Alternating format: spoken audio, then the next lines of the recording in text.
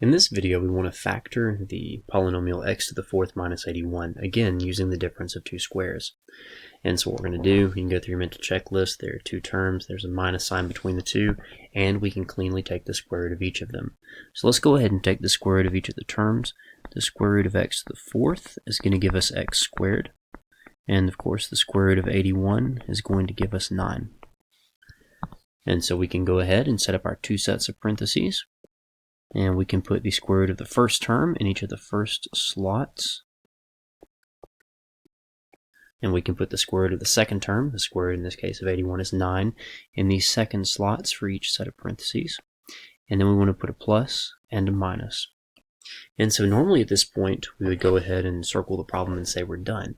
But we're not really done yet because we haven't factored this as much as possible.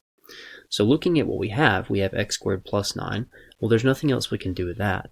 But we have x squared minus 9 as the second of the two terms after we factored using the difference of two squares one time. And what's interesting about x squared minus 9 is it is again the difference of two squares.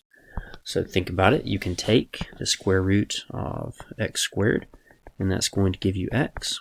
And you can take the square root of 9. That's going to give you 3.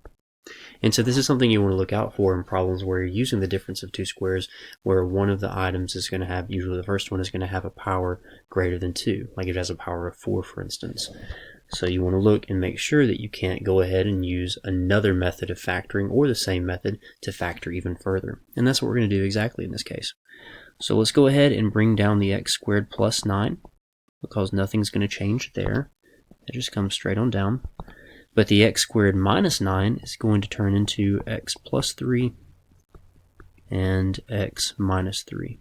Again, just creating two sets of parentheses and putting the square root of the first term in the first slots and the square root of the second term, the 9, in the second slots, and then putting a plus and a minus. And that gives us x plus 3 and x minus 3. So now, looking at it again, we're good. There's no other factoring we can do, so we can circle our answer and say the fully factored form of x to the fourth minus 81 is x squared plus 9 multiplied by x plus 3 multiplied by x minus 3.